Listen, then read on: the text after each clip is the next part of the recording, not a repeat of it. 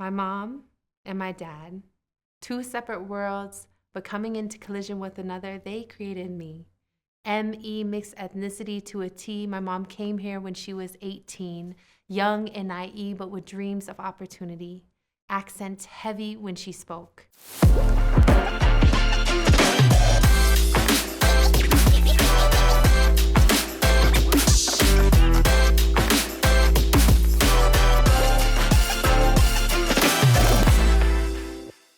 I'm here today with Kimberly Ming, an author and a DEI champion. I'm looking forward to telling her story, her very unique story, and how she uses her cross-cultural background to inspire others. So, Kimberly, how are you? I'm great. I'm so thrilled to have you here today. We've been trying to do this for a while. I think we might have scheduled something, and anyways, we made it here today. Exactly. Well, this is better because now we're in person. And I love the colors. We talked about this. The lipstick even matches the jacket. You noticed? I did. It was the first thing I noticed. Awesome. So tell me a little bit about yourself. Tell the audience your background and why we touched base for you to be here today. Yes. So, well, first of all, we're here in Fort Collins, which is where I was born and raised, but as a Chinese and Puerto Rican girl. And the way that we got connected was a friend told me about you, said, hey, I think you should connect with Donnie. Oh, I didn't realize that. Rebecca. Yeah. She was actually telling me that I should connect with you because she used to write for you, and she said, she hasn't been writing as much. Oh, yes. And then that's how I reached out to you, I think, somehow. And then here we are. Oh, that's great. Yeah. Oh, you know what I'm realizing? I need to make sure you're on the must list for our next issue. Like as a must read. I don't think I saw you on there. Where the next issue is the cover the cover stars are the writer of Captain America 4. Oh, okay. And a gentleman who did Hip Hop Uncovered, and then Emil Pinnock, who is the CEO of Unleashing Giants. So the three of them got together to create a not-for-profit called Genius in the Hood. Right? Okay. So like you, they're really inspiring and inspired to help others. So back to Rebecca and how we got in touch. So go ahead. Yeah, so she told me about cultures, and Rebecca and I actually had done a mixed I was featured in her mixed documentary when she made it a while ago. Okay. And we had done some events around mixed identity in Denver.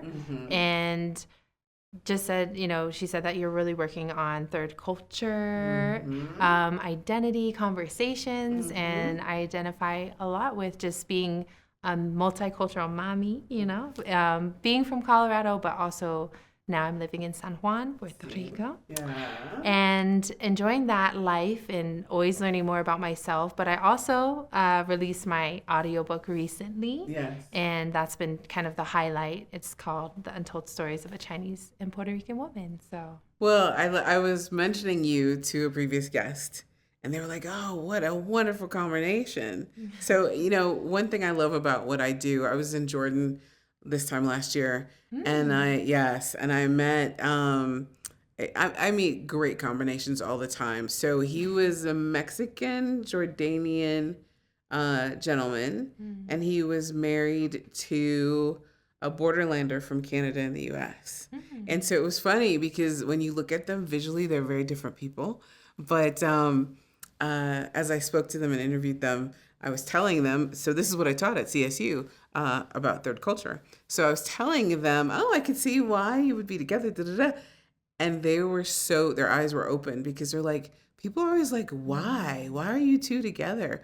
But what I loved was the combination. Same thing with you, and that's what the previous guest had to say. So tell us how you feel about your combination, because the vibe I get is that you love this combination. So tell me more. Interesting. I think I love life, and I love all the different things. So maybe that's like the vibe. And not to say I don't love the combination, but it has its complications. I'm sure, as does anything that's worth having. Yes, of course. And I think it's something that and the reason why I created the book is because it's something that I realize it's something I'm always evolving in my understanding about myself in different contexts, in different, now I have a son that's 11 and he's mixed too. His dad is Black and, I'm Chinese and Puerto Rican. So with that combination, I'm always wanting to be aware of the next generation that maybe didn't have the narratives that I have, For me growing up, I would say now I do love who I am and the combination that I am, even with the different difficulties. But growing up, it wasn't always so. It was a lot of feeling like I didn't belong and feeling like questioning, like, why here? Why in Fort Collins? What this existence is, it was a struggle, I would say. And also I would feel like I would say that in that time too, I think even conversations about diversity, equity, inclusion, that was limited too. So I oftentimes walked around with not many models of people that were multicultural at all, right. Or people who looked like you. Yeah, definitely not people that looked like me. My sister and I, people always thought we were twins. She's older. And I didn't have and still to this day, I don't really see a lot of Chinese Puerto Rican representation in the media in the sense of, there's some of that we exist, mainly in like New York probably. Right. But and there are Chinese Puerto Ricans on the island, but I'm less knowledgeable of that history. And so for me, I felt isolated growing up. But now, I'm very grateful from the different perspectives that each side gives me and do my best to just find balance in it all. If I don't know if balance is a thing, but So tell us, if it feels good to share, tell us a story of your childhood that really stirred some of those feelings. Story from my childhood that stirred those feelings. I think it wasn't a bunch of it wasn't one big story. I think it was the accumulation of many different moments. And actually there's an episode of, I think it's like that Oprah is talking to a child trauma research specialist, and he talks about something called he talks about basically microaggressions, but how many multiple microaggressions can translate into major aggression. Yeah, I mean, a macroaggression. Exactly. Right. So those little T's, they call them little T's, become a big T trauma, and I think that's more so what it was for me, whether it's being asked like, "Oh, what are you?" but not in a as curious of a way. I think there's some of that happens, but I think sometimes it was like we don't know how to deal with you, we don't know how to interact with you because we really don't know who you what you are, and just a dehumanizing aspect as a child. There was a time my stepdad, who was white, he's since passed away, my stepdad that I'm speaking of now, but there was a time that his son left a voicemail calling my sister and I and my mom gooks. And it was with a lot of anger. And so that was also something that I was like, oh, I didn't even know what gooks, what I knew was derogatory because you could obviously tell. But that's it's those things. And then also at school, it was very, I would say racist, a lot of people that have not been exposed to a lot of diversity. So how do you see racism in an environment where there's who are you going to be racist against, and it's mostly white. Right. So it's when I think about those microaggressions or experiences where the teacher is saying, hey, raise your hand if you think racism exists. And it's just me in the classroom raising my hand, and all the white students are like, what are you talking about? Yeah. What? And so that feeling of you're tripping because you think racism is not real, or you think racism is real. And so me questioning myself a lot, that I think those are the things that stand out that were troubling, I find it interesting that you call your stepbrother, using that term, a little T trauma. Yeah, only because... Because I know, I saw your face expression, you're like, what? Pause. What? Excuse me? Right. My mom would have been getting a divorce. So he didn't live. Yeah, I could out add of some anger. context. And, yeah, and you probably know who he really is. Is well, that what you're I thinking? wasn't. I didn't grow up with him. Okay. And I is he think older than you all? He was older. Okay. And my stepdad was with my mom and lived with us. Okay. And he didn't live with his son. Okay. And I think that relationship already had a lot of tension there. So I think I did see it as like, what is that term? But I did see it as he's processing anger, and whatever that means towards me. It's like I didn't really feel like it was genuine. I mean, it wasn't directed towards you. It was.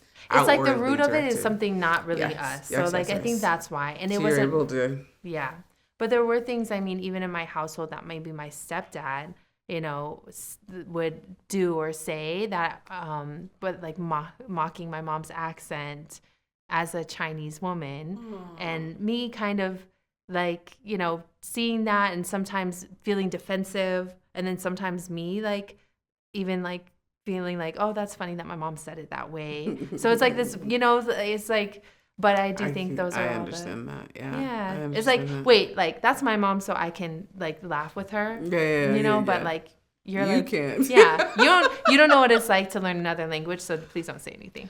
That was what I was thinking. It's so funny when people who only speak one language laugh about people who can speak multiple languages. But with the accent, like how many languages do you know? Yeah.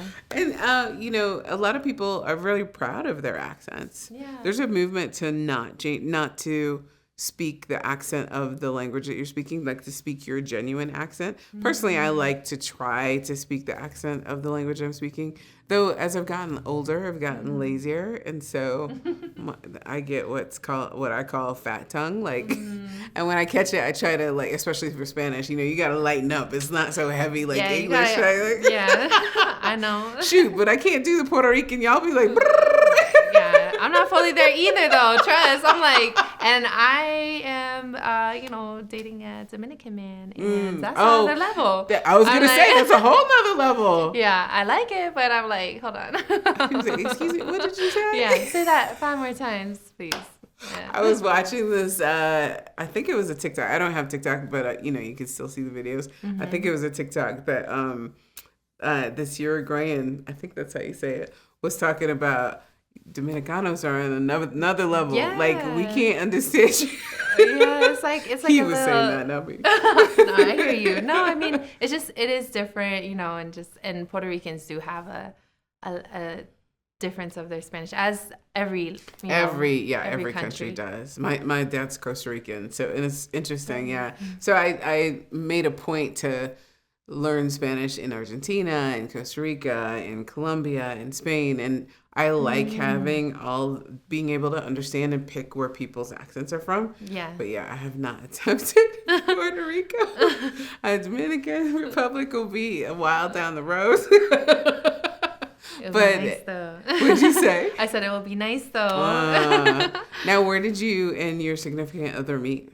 In Puerto Rico. Oh, really? Yeah, we've been seeing each other like, it's fairly new in the past year. Yeah. So what made you move to Puerto Rico? Is it attached to your book? I would say it's attached to a desire I've always had to be back there.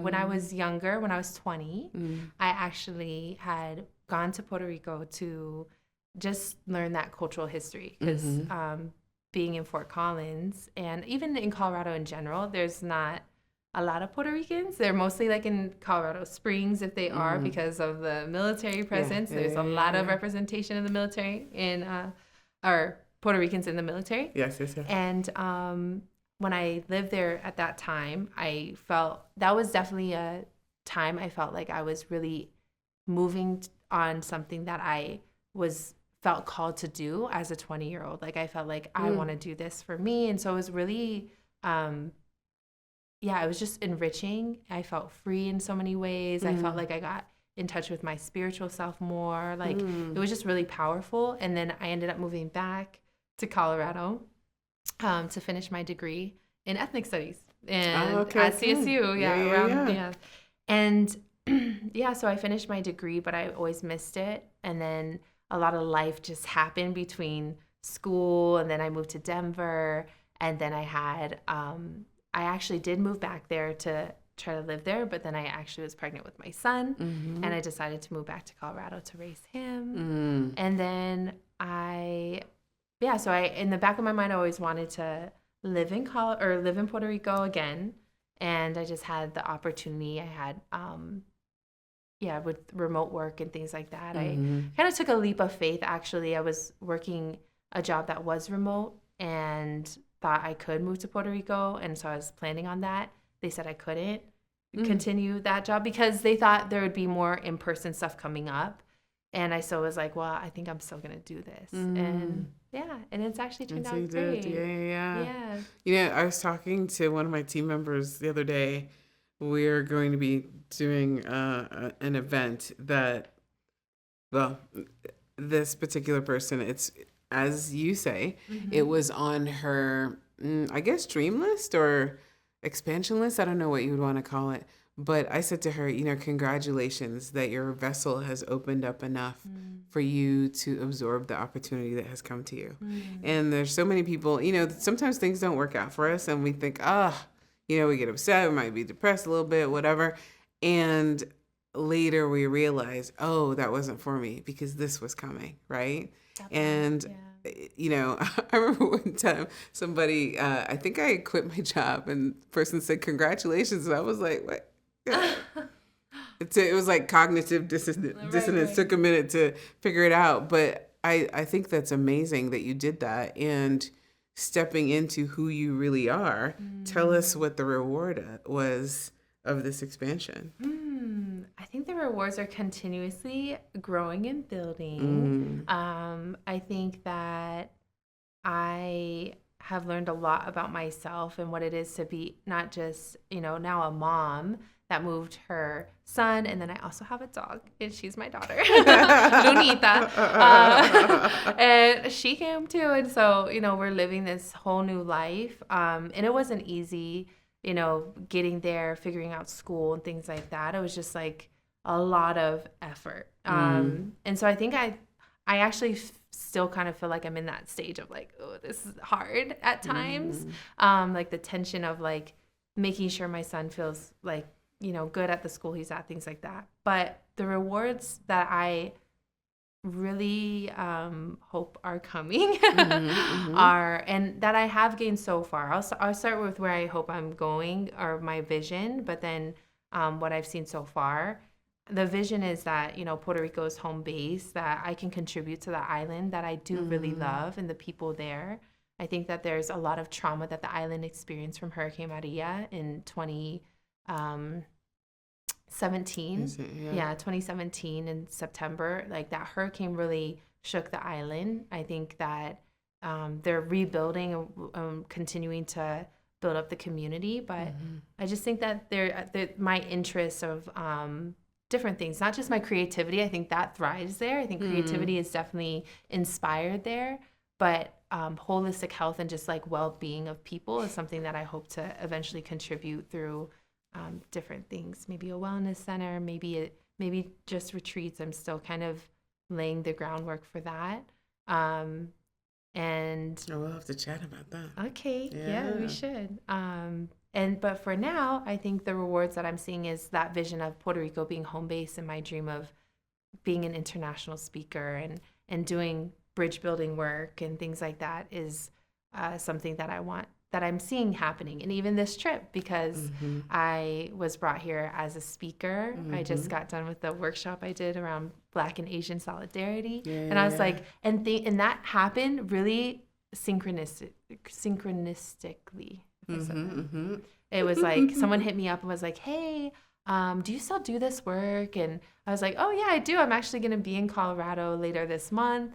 And they're like, hey, could we, figure this out? And yeah, it just, and then another speaking opportunity kind of happened that I'll be doing tomorrow at it's like diversity day at a high school. And so it's like, little pockets of the things I want to do. And I hope that this is setting the groundwork of what I want to do on an international level. So firstly, how great that your hometown that caused you so many little tea traumas Yes. is now dipping into your experience to help others. That's amazing. So it's like your hometown is handing you the mission that you have for your life, or your the vision that you have for your life. But secondly, let's talk more about the international speaking. So where did that dream, goal come from? I think it is from my background of being mixed that I feel like yes, I grew up here in Fort Collins, but my history, my family lineage is so much around the world, right? Being Puerto Rican, it's like I did my ancestry chart, and it pretty much showed me the history that people always say Puerto Ricans are. You're European, you're African, and you're indigenous. And so when I did my ancestry chart, it was like, showed those highlights. It showed Portugal, Spain, it showed Senegal, it showed the Tainos, the indigenous in Puerto Rico. Yeah. And but it was like, it was so fascinating.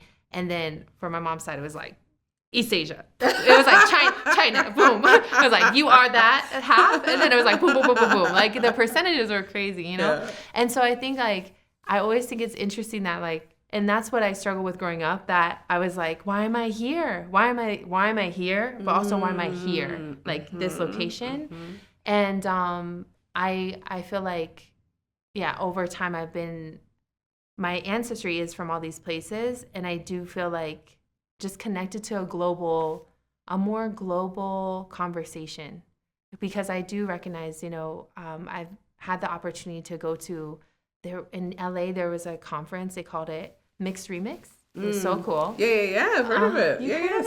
Of course, I imagine so. But it was so cool to be in that space, because I met a friend, actually, she traveled from the UK to go to this conference herself, But it's that powerful. Yes, absolutely. To feel that, like, we're searching for belonging as humans, and especially if we didn't have it on a cultural level or different things. So I think from meeting her and seeing like, oh, this is not just my story. It's like so many people's on a global level that I always want to continue to explore that. And it's just it's been a through line that like, I love to have these conversations and want to not only share mine, but really like understand other people's stories on a global level. So nice. Our editor-in-chief, he's Chinese Guatemalan. And he and I are both TCKs and both grew up on 5 continents and have a level of dimensionality that you don't normally find. So as you talk about your dimensionality, and now you have your son, and not only does he have those dimensions, but you've now made him a TCK because you traveled to Puerto Rico. So, and he's 7? He's actually, no, he's 11. Oh, he's 11 now. Okay. Yeah. So he's 11. And how is all this hitting him? How is he fitting in? How is he liking it? I think it's confusing for him. I do my best. I'm like, all right, son. Like, because I think he sees me like, well, I don't know how he sees me. That would be a great conversation. But I watched him struggle from before. Something I didn't mention is before we moved to Puerto Rico, I did live in Florida for a little bit of time, and then I had moved back to Denver, and then moved to Puerto Rico. And was he with you? Yeah. Oh, so you also made him a domestic TCK. Oh, so yes. All the things. Yes, all the things. And that was already hard for him. The transition to Florida, he was doing pretty okay with. And then we moved back to Fort Collins, like temporarily with parents. So basically I had a little breakup in Florida. That's what caused it, right? But the move like to Colorado, I think he was a little more comfortable. Like, at least now I know this environment. Okay. And he was like protesting the move to Puerto Rico. Really? He was really against it. He was like, I've already moved so much. And I do think he was just like that. Yeah. I think it was hard on him initially. And change is hard, but I think there was already so much change. So did you talk it through? How did that go with him? Yeah. We talked it through, and I did tell him I made that decision to move. I do feel like being a mom, it's always this challenge of like, you want to live your dreams for your life, but you want to live your dreams like as a family unit and have to consider your child of like, how would this impact them? And I really thought that he would love Puerto Rico. Like I thought, I mean, we had been there already. We had traveled there. I felt like he would love it. And when we got there, it was just even a challenge because it was so hot. It was like June and / July. It was June. And that was his intro to like a summer on the island where it's so humid. And I put him in this summer camp so he could get ready for the school year so that he could meet friends at his school. And that was, he's like, Mom, we moved to an oven. That's what he said every time. Yeah. And I looked at him every time I pick him up, he would be like it was so hot for him. Anyways. But beyond those that. Colorado jeans. Yes. Yeah. I'm like, he's like acclimated, but now he's getting more acclimated to Puerto Rico. And he has adjusted and he's done amazing. I mean, when we were here in Colorado, he went to Denver Language School, which you can have a Mandarin track. So he's actually more linguistically, like he knows more Mandarin. Maybe now it's evening out a little more, but he knows more Mandarin than Spanish. But he looks Puerto Rican to what maybe someone would think is Puerto Rican. Like when I walk up to people, they're not necessarily, they're like, oh, maybe, but she looks Asian. And they look at him, they're like speaking to him in Spanish. And I'm like, oh, no, he's still learning. But yeah. So it's like, navigating that. But overall, I think he's doing great. He's an amazing kid and super resilient. And yeah. Well, kudos to you, first of all.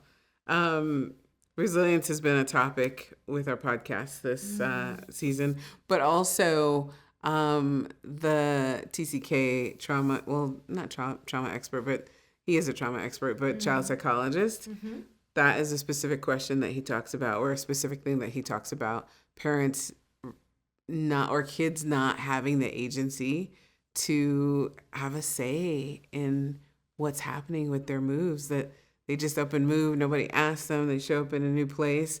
So mom points for that. And that's probably one of the reasons he's thriving, because you had that conversation. You let him have a voice.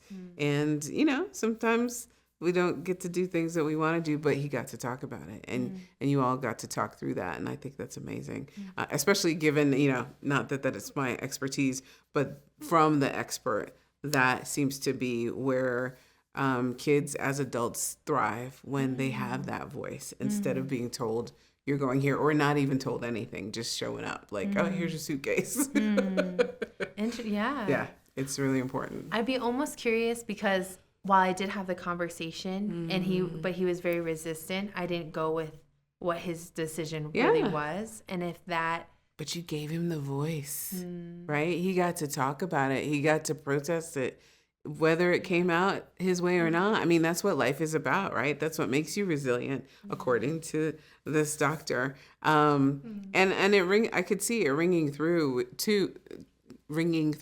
We talked about friends of mine, myself even, I didn't even question. It's like, I just show up in a new country and you keep it moving. And as an adult, people say, oh, well. You had that experience? Oh, yes. So I told him a story of when I was in class and the teacher asked, is everybody going to be here this semester? And I looked around, I was like, oh, well, all my friends are going to be here. And by the end who knew that by the end of the day, I would not only not be in the state, but not even in the country, and didn't know where I was going. Just, you show up in a new place, you're like, oh, okay, well, I guess I'm not going to be here.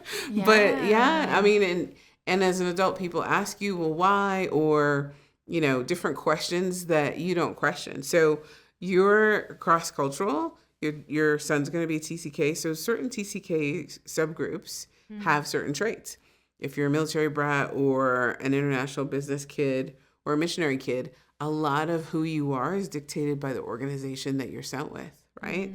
So if you're a military kid, a military brat, you do not question. You do what's told. Any action you take is a reflection to your parents or the parent who's in the military, right?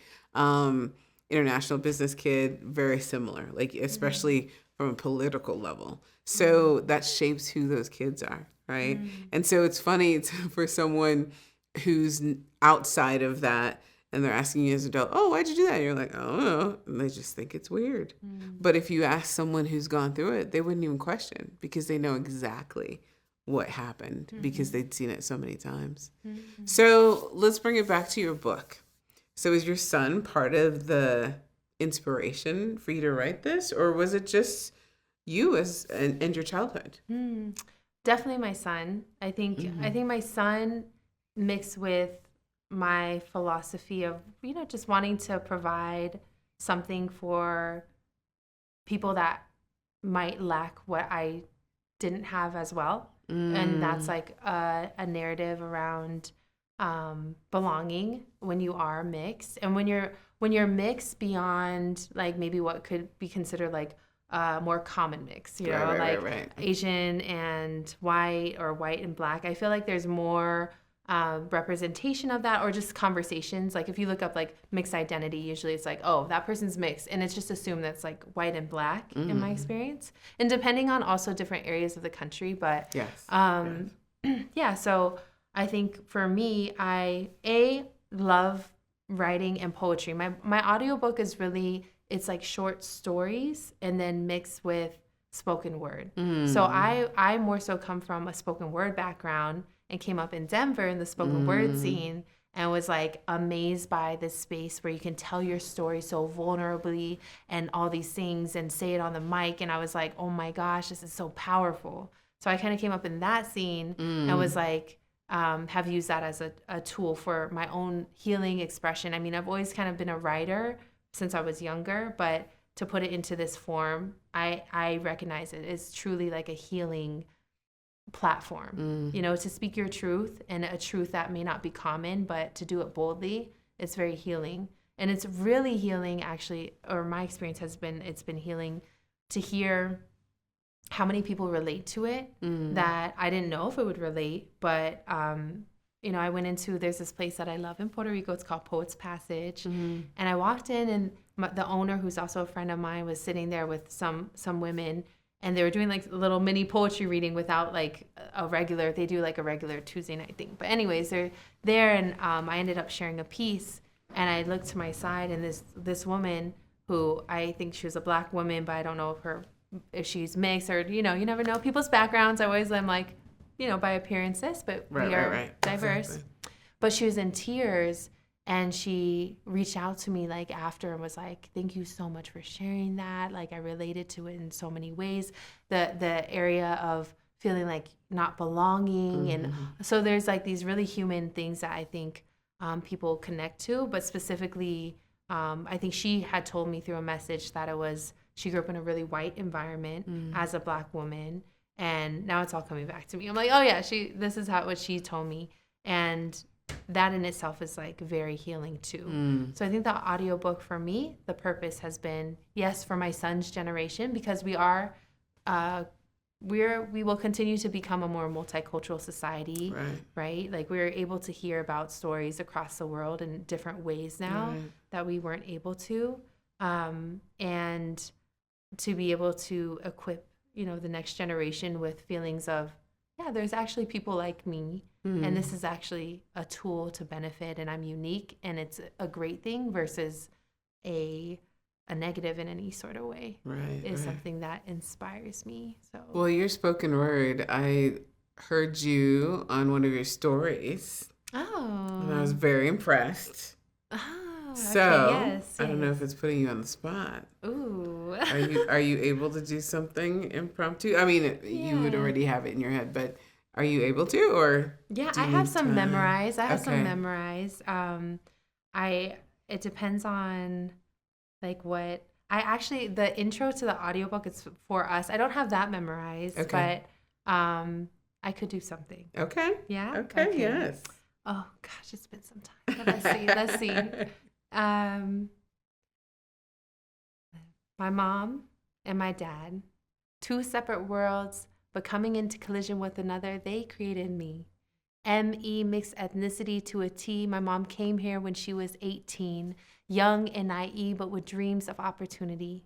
Accent heavy when she spoke. Jejuan was her real name, soon to be Americanized and called Kathy here in America.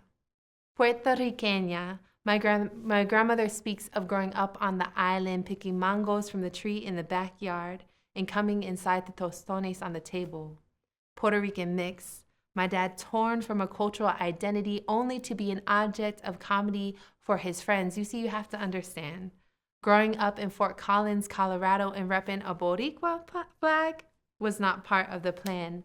ME, mixed ethnicity, is where I stand. I'm the Chinese woman with curly hair, the Puerto Rican with normal hair, the Puerto Rican with a weird accent, the American that people wonder, where are you from?